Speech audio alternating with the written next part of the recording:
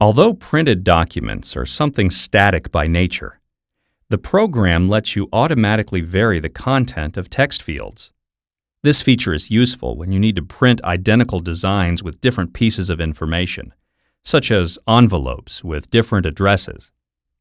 An important thing is that a dynamic data field can update its content only from one copy of the document to another, which consequently is possible when you print your document. In this way, the program works with address fields, file data, and counters.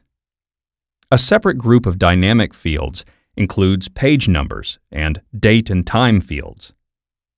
All dynamic fields can be added using the Insert menu. As soon as you add a page number field, it shows the number of the current page. It instantly updates if you add, delete, or rearrange pages of your document.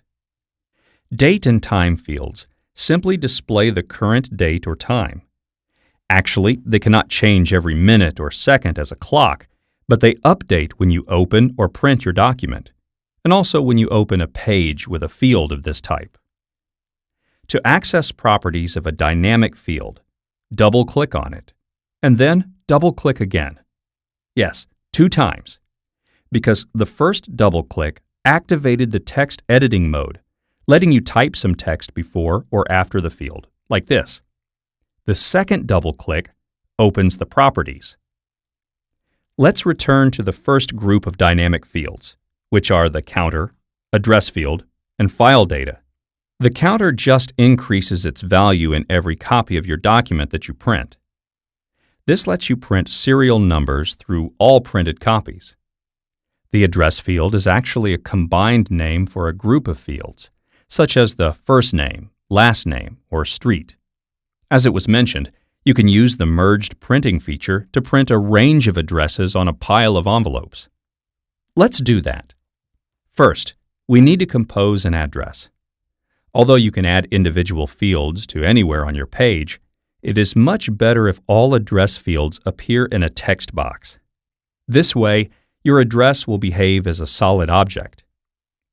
To draw a text box, just use this tool from the toolbar. Don't forget about adding spaces between fields.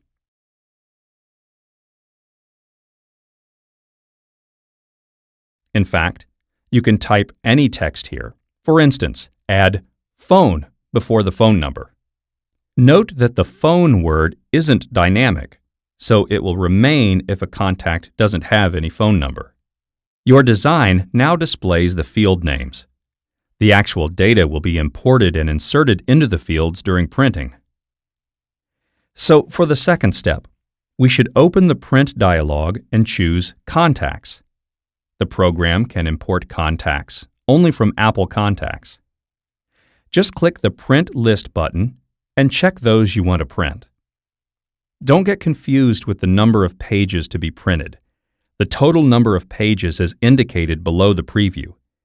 If we take an envelope as 1 page, choosing 3 addresses produces 3 pages on the print.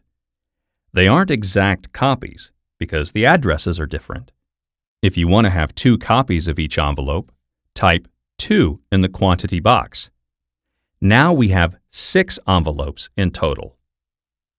Before running merge printing, it's a good idea to check the print preview and see how the imported data populated the dynamic fields. This can help you to find out if everything fits in the given space. The file data field is left.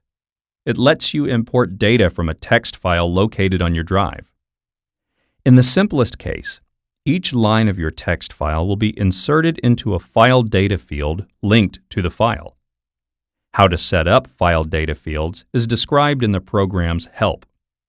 Again, to preview your design with the imported data, use the Print Preview as we do with addresses. What more can we do with the dynamic fields? Most of text formatting tools work with them. It is possible to change the font, alignment, color, and more. That's it about dynamic fields. I'll see you later.